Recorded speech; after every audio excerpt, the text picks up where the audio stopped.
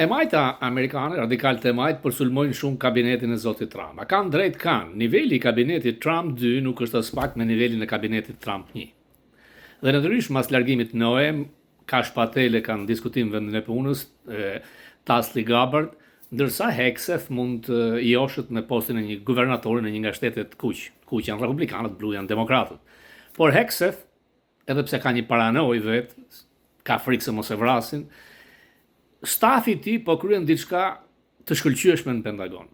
Është fundi DI, fundi marksizmit i profesorëve që jepnin lëndë marksiste, dhe ushtria amerikane nuk arrinte të rekrutonte numrin e duhur për të pasur ushtrinë, duke thënë që nuk kemi brez nga ana shëndetësore, janë dembel, por në fakt sulmi ishte ndaj të bardhëve. Kishte rënë shumë rekrutimi të bardhëve sepse administrata Obama dhe Biden kishin një politika për DI-n dhe transgendered, ndërkohë që Hegseth gjithashtu me zgjuarsi po shkatron monopolin e 5 korporateve të mëdha të industria e luftës, që ciloj dikur nga Eisenhower si kompleksi industrial ushtarak.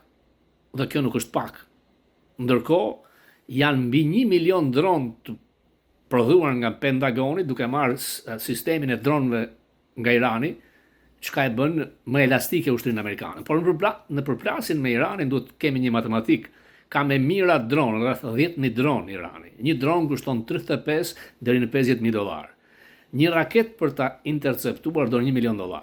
Zakonisht hidhen 3 raketa për të interceptuar një dronë që kushton $35.000. Pra, Trump duhet ta përfundojë sa më shpejt këtë mision ushtarak, sulm, dhe jo luftës se cilëson ai, sepse nga ana kostos amerikanët shpenzojnë më shumë. Thuhet që edhe i biri Khamenei të zhurar. Natyrisht që sot pritet bombardoj rënd. Por Hegseth me stafin e tij po e çon djathtas Pentagonin.